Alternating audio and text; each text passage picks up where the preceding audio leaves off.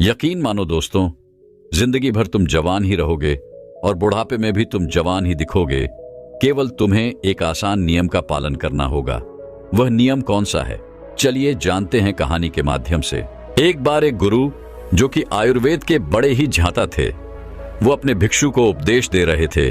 अब आपको तो पता ही है कि पहले प्राचीन समय में किताबें नहीं हुआ करती थीं। गुरु अपने सभी शिष्यों को बिना किताबों के ही ज्ञान दिया करते थे, और वो ज्ञान आज हमें किताबों में भी नहीं मिलता है। ऐसे में वो गुरु उन सभी शिष्यों को कह रहे थे कि बच्चों, क्या आप सभी लोगों को पता है कि हम लंबे समय तक स्वस्थ कैसे रह सकते हैं?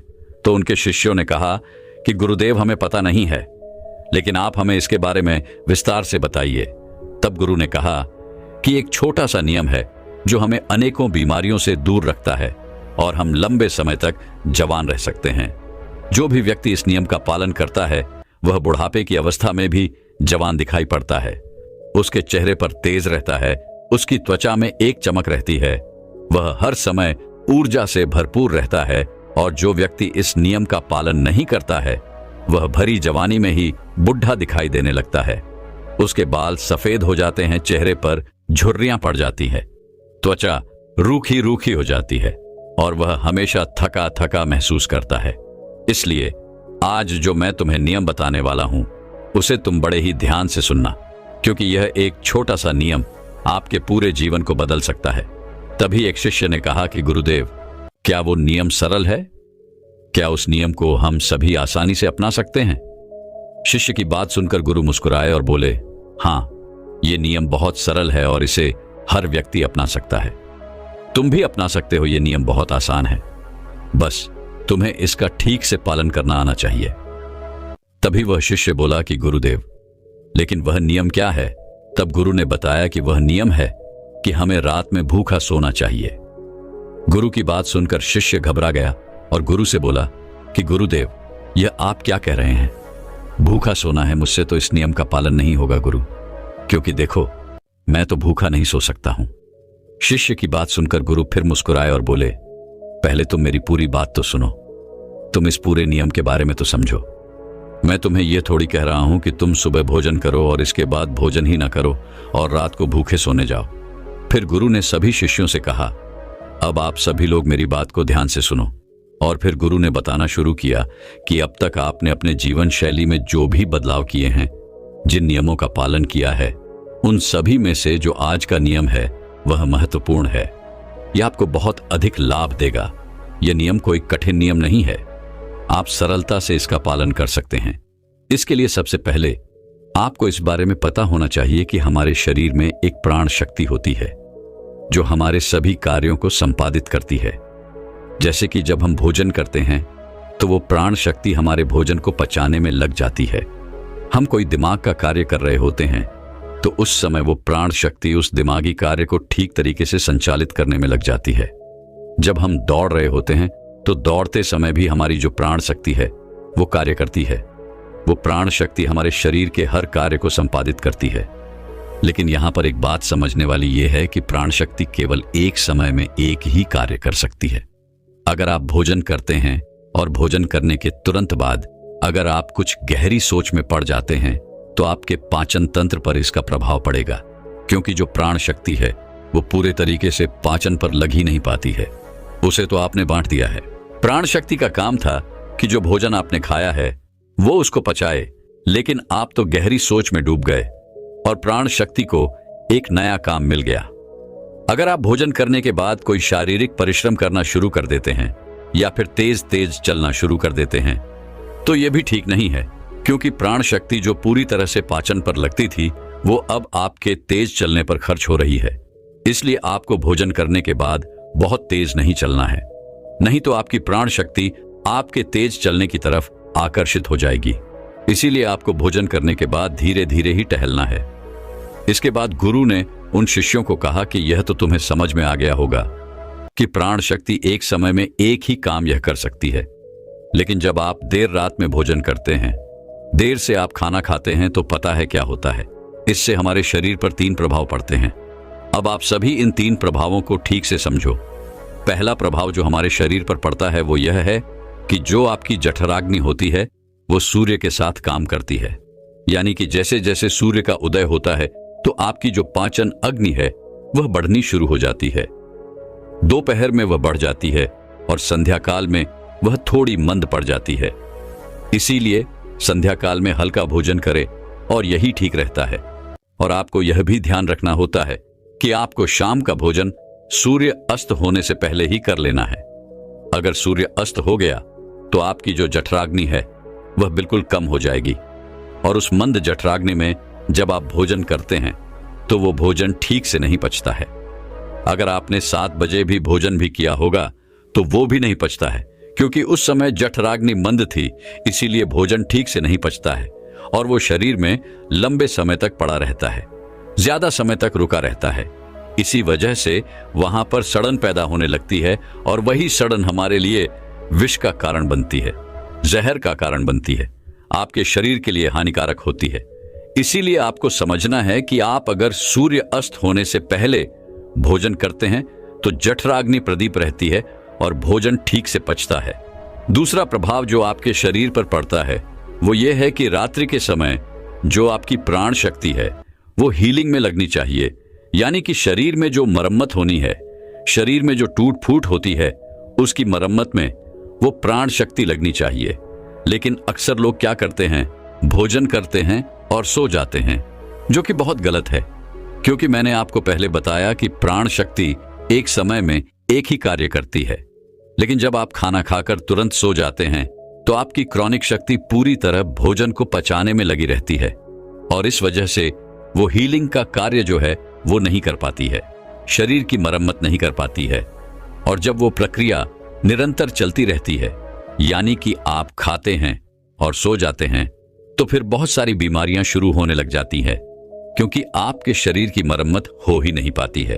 आपकी प्राण शक्ति ठीक से अपना कार्य नहीं कर पाती है, वो हीलिंग का मरम्मत का कार्य नहीं कर पाती है और इसी वजह से अनेक बीमारियां पैदा हो जाती हैं।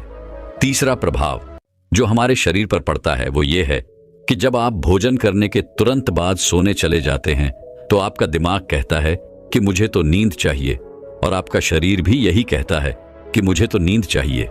लेकिन आपका पाचन अंदर क्या कहता है कि अभी मैं सक्रिय हूं, मुझे तुमने काम दिया है, अब इस काम को मुझे करना है, तो आप भी जागते रहोगे, तभी तो मैं अपना कार्य ठीक से कर पाऊंगा।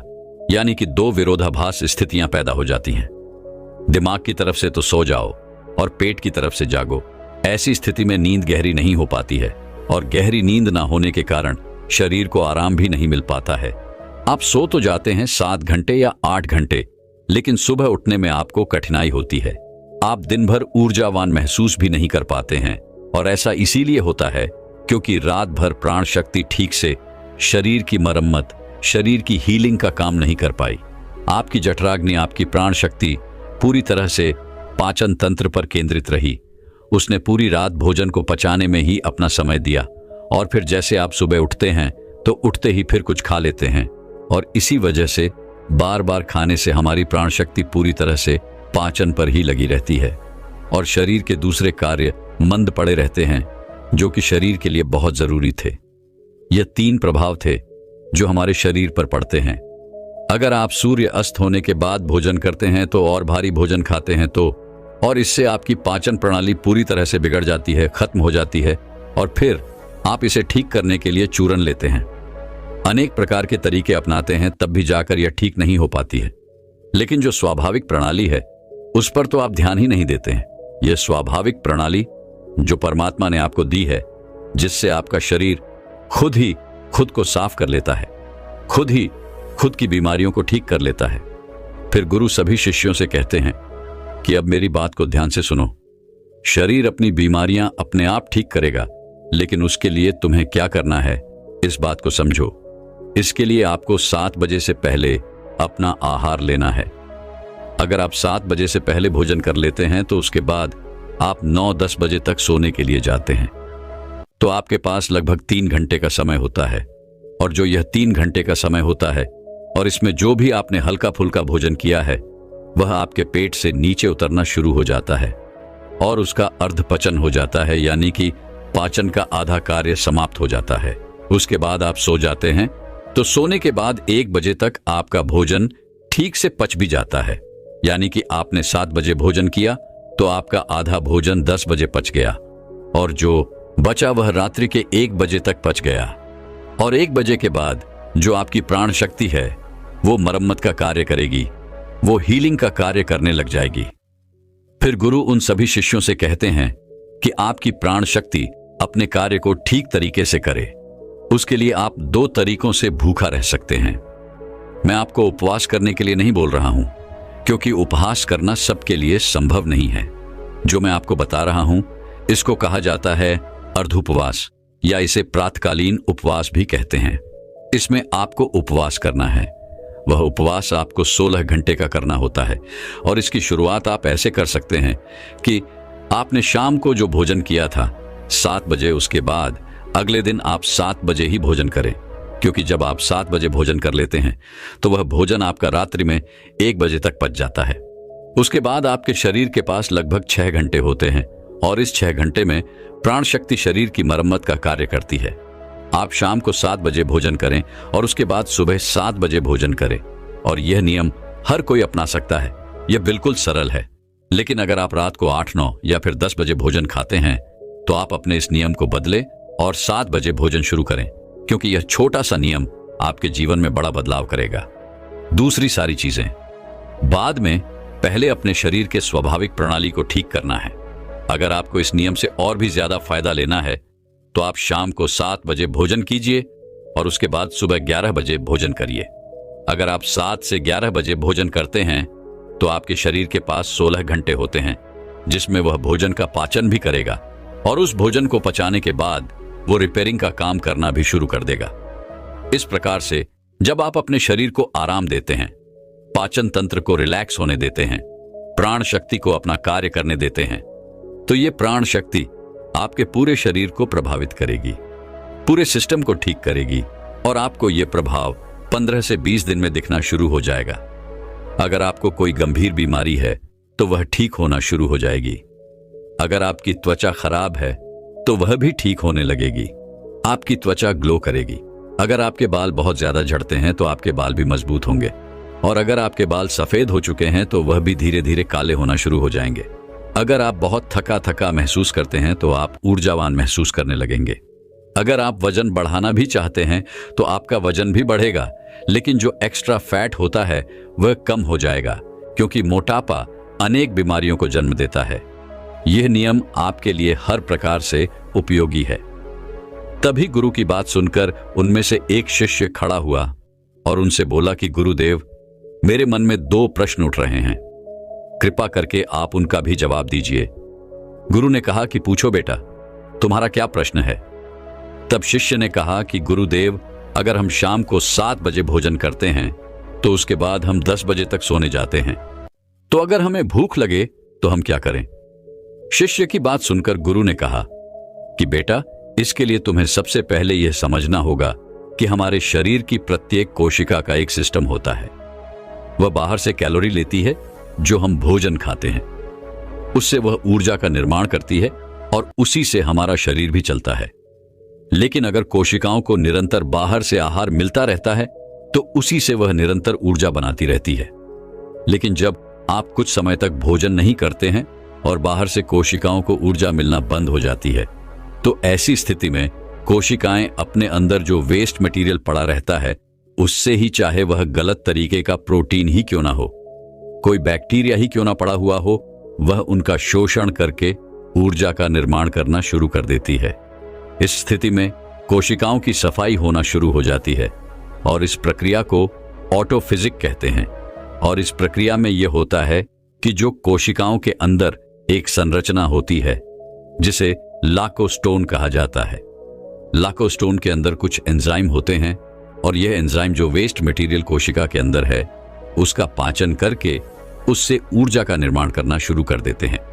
यानी कि आपकी कोशिकाएं जब उसे बाहर से ऊर्जा नहीं मिलती है तो वह अपने अंदर के वेस्ट मटेरियल को इकट्ठा करके उसी से ऊर्जा बनाती है, और इसी तरीके से हमारे शरीर की डिटॉक्स प्रणाली भी शुरू हो जाती है। ये डिटॉक्स प्रणाली जो है वह एक ही तरीके से शुरू हो सकती है, और वह ये है कि जब आप कुछ समय तक आहार नहीं लेते हैं, दिन में पूर्ण उपवास करना लोगों के लिए संभव नहीं होता है, कठिन पड़ता है। लेकिन आप इस नियम में अधिकतर समय सो ही रहे होते हैं। तो अगर आप 16 घंटे का नियम अपनाते हैं, शाम को 7 बजे भोजन करके अगले दिन 7 बजे या फिर हो सके तो 11 बजे भोजन करते हैं, तो इससे भी आपको कोई कठिनाई नहीं होगी, क्योंकि इस समय भी आप अधिकतर समय सो ही रहे होते हैं और उसके बाद आप अपने सुबह के नियम और प्रक्रिया में लगे रहते हैं, जिससे समय निकल जाता है और आपको उपवास का एहसास नहीं होता है। फिर गुरु ने शिष्य से कहा कि बेटा, अगर आपको 7 बजे खाना खाने के बाद भी भूख लगती है तो आप उस समय नारियल पानी ले सकते हैं, क्योंकि यह आपकी डिटॉक्स प्रणाली में कोई बाधा नहीं बनता है। इसके साथ आप एक कार्य और कर सकते हैं जिससे कि आपकी भूख पर प्रभाव भी पड़ेगा और जो आपकी डिटॉक्स प्रणाली है वो भी बेहतर तरीके से काम करने लगेगी। इसके लिए आपको सोने से पहले त्रिफला का प्रयोग करना है। जब आप सोने जाएं तो उससे पहले आधा छोटा चम्मच या फिर एक छोटा चम्मच सामान्य जल के साथ इसे ले लें। जब हम त्रिफला चूर्ण लेकर सोते हैं तो इससे डिटॉक्स प्रणाली और भी बेहतर तरीके से काम करने लगती है। जिनका मल बहुत ज्यादा रुकता है उनके लिए यह वरदान है। इसके बाद वो गुरु मौन हो जाते हैं। एक बार एक गुरु एक नगर में स्वास्थ्य से जुड़ा उपदेश दे रहे थे कि आज मैं आप सभी को ऐसे 3 धीमे जहर यानी स्लो पॉइजन के विषय में बताने जा रहा हूं, जो आज के समय में लगभग सभी व्यक्ति उन चीजों को खा रहे हैं और वह चीजें अंदर ही अंदर व्यक्ति के शरीर को खराब करती जा रही है, नष्ट करती जा रही है। चाहे उसका पाचन तंत्र हो, इम्यूनिटी हो, उसकी आंखें हो, बाल हो, त्वचा हो, इन सभी चीजों को वह प्रभावित कर रही है। साथ ही साथ वह मानसिक स्तर पर भी व्यक्ति को चिंता तनाव की स्थिति में डालने का काम कर रही है। तो अगर आपको अनेक स्वास्थ्य संबंधी समस्याओं से बचना है तो आज के इस मार्गदर्शन को जरूर ध्यान से समझिए। आज मैं आपको यह भी बताऊंगा कि क्यों इन चीजों को छोड़ना चाहिए और साथ ही साथ हमारे शास्त्रों में क्या बताया गया है। इनके स्थान पर कौन सी ऐसी चीजें हैं जो आप प्रयोग कर सकते हैं और जिसका आपके शरीर पर कोई नुकसान नहीं होगा। इन चीजों को छोड़ने में आपको कठिनाई नहीं होगी, क्योंकि मैं इनका विकल्प भी आपको बताऊंगा कि इनको छोड़ना है तो दूसरी कौन सी चीजें हैं जिनको आपको प्रयोग करना है। फिर गुरु सभी से कहते हैं कि हमारे शरीर को संचालित होने के लिए ऊर्जा की आवश्यकता होती है और यह ऊर्जा हमें ग्लूकोज से प्राप्त होती है। ग्लूकोज हमारे शरीर के लिए अच्छा है, लेकिन यहां पर यह जानना बहुत जरूरी है कि किस माध्यम से हमें वह ग्लूकोज प्राप्त हो रहा है, कितनी मात्रा में हमें वह चाहिए और क्या उसकी गुणवत्ता है। कहीं उसमें केमिकल तो नहीं है। अगर उसमें अधिक केमिकल मिले हुए हैं तो वह हमारे शरीर को नुकसान पहुंचा रहे हैं, तो हमें उसका सेवन करना बंद कर देना चाहिए। फिर गुरु कहते हैं कि पहला जहर है चीनी। आपको पता नहीं है कि चीनी कितनी अधिक नुकसान पहुंचाने वाली चीज है। आप उसे खाते रहते हैं, बाजार में गए मिठाइयां ले ली, बहुत सारी कोल्ड ड्रिंक आप पीते रहते हैं, बहुत सारे ऐसे खाद्य पदार्थ, एक पेस्ट्री आदि आप खाते रहते हैं। इनमें कितनी अधिक मात्रा में चीनी होती है, इसलिए आपको इनका सेवन बंद करना होगा, क्योंकि ये अंदर ही अंदर आपको बहुत नुकसान पहुंचा रही है। आपको आज पता नहीं चलेगा, लेकिन एक समय के बाद जब इनके दुष्प्रभाव दिखने शुरू होंगे तब आपको दिखेगा कि कितना नुकसान हमें हो गया। हमारे शास्त्रों में गुड़ का बहुत महत्व बताया गया है। गुड़ में बहुत सारे पोषक तत्व होते हैं, उससे आपके शरीर पर अच्छे प्रभाव पड़ते हैं। बहुत सारे एंजाइम होते हैं। भोजन करने के बाद भी अगर आप थोड़ा गुड़ लेते हैं तो ये आपके पाचन तंत्र को दुरुस्त करता है, जो आपकी लार गुड़ के माध्यम से जाती है। वह भी पाचन को बहुत अच्छा करती है, मजबूत बनाती है और इसमें केमिकल की मात्रा बहुत कम होती है। और ऐसे गुड़ भी आपको प्राप्त हो जाएंगे जिसमें कोई केमिकल नहीं डाला जाता है। तो आपके लिए सबसे अच्छा क्या है? चीनी के स्थान पर पहली चीज जो आप प्रयोग कर सकते हैं वो है गुड़। दूसरे स्थान पर आप शक्कर का प्रयोग कर सकते हैं। शक्कर भी बिना मसाले वाली, गांव में कहा जाता है कि बिना मसाले वाली शक्कर हमें चाहिए, तो इस प्रकार की शक्कर अगर मिल जाती है तो वह भी आपके लिए अच्छी है। चीनी की तुलना में कैसी भी शक्कर हो, वह चीनी से 1000 गुना बेहतर है, तो शक्कर का प्रयोग आपको करना है। तीसरे स्थान पर आप खांड का प्रयोग कर सकते हैं। अब खांड में शक्कर से अधिक कुछ केमिकल, कुछ चीजें ऐसे डाली जाती हैं जिससे वह थोड़ा साफ दिखाई दे। जिस खांड का रंग थोड़ा काला रहता है वह ठीक समझी जाती है, तो आप खांड का प्रयोग कर सकते हैं। और अंत में चौथे स्थान पर जो चीनी है उसमें अनेक प्रकार के हानिकारक केमिकल डाले जाते हैं। अनेक तरीकों से उसे प्रोसेस किया जाता है, जिसकी वजह से उसमें कोई गुणवत्ता नहीं रहती, उसमें कोई पोषक तत्व नहीं रहते, उसमें केवल कैलोरी रहती है। कैलोरी के अलावा उसमें से आपको कुछ भी नहीं मिलता है। और एकदम से जब आप चीनी खाते हैं तो आपके शरीर में जो शुगर का लेवल है वह बढ़ना शुरू हो जाता है। जब शुगर का लेवल बढ़ता है तो आपकी पैनक्रियास उसी मात्रा में इंसुलिन का सिक्रीशन करती है, जिससे इंसुलिन की मात्रा शरीर में बढ़ करती है। जब आप अधिक मात्रा में मीठे का सेवन करते हैं तो बार बार इंसुलिन की मात्रा बहुत अधिक बढ़ती है, तो इंसुलिन रेजिस्टेंस एक स्थिति बन जाती है जिसमें कि सेल्स इंसुलिन को ग्रहण करना बंद कर देते हैं। इंसुलिन का काम क्या है? अगर आपको सरल शब्दों में बताऊं तो एक ताले को जिस तरीके से एक चाबी खुलती है, इसी तरीके से ही सेल्स को खोलने का काम इंसुलिन करता है। जब को इंसुलिन खोलता है तब वहां पर शुगर जो है वह प्रवेश कर जाती है और सेल्स शुगर का पाचन करके उससे ऊर्जा बना लेता है।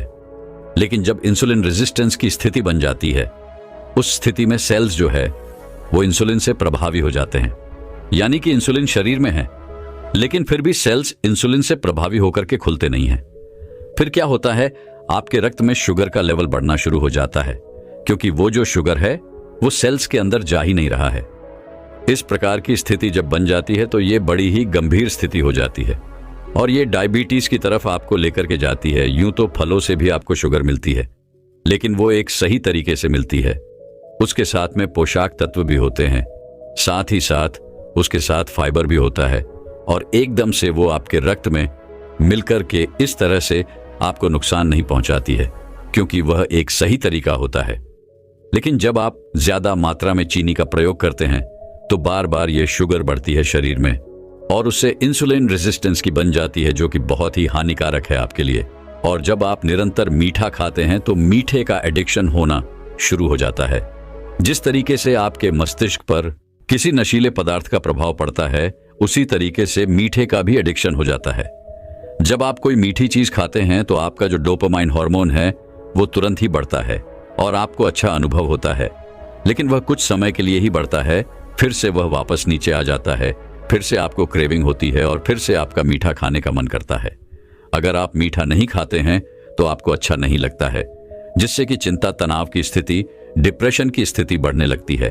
और अगर व्यक्ति बार बार मीठा खाता है तो वह ओबेसिटी की स्थिति में चला जाता है। यानी कि यह एक मीठे का एडिक्शन आपको मानसिक रूप से भी बीमार कर रहा है और आपको मोटापे की तरफ भी लेकर के जा रहा है। और जब यह मोटापा बढ़ता है तो मधुमेह, हार्ट की समस्या जैसी कई बीमारियां आपके शरीर में होने लगती हैं। यहां तक कि ओबेसिटी का संबंध कैंसर से भी है। अगर आपका मोटापा बढ़ता जा रहा है तो इससे आपको कैंसर जैसी समस्याओं से भी सामना करना पड़ सकता है। जैसा कि मैंने आपको शुरुआत में ही कहा कि आपको चीनी का प्रयोग बिल्कुल बंद करना है। कोशिश करनी है कि धीरे धीरे आपको इसे छोड़ना है। आपको कोशिश करनी है कि 10 दिन, 15 दिन का एक नियम बनाना है कि मैं अब चीनी का बिल्कुल प्रयोग नहीं करूंगा, और उस समय पर आप गुड़ का प्रयोग, शक्कर का प्रयोग करके देखें।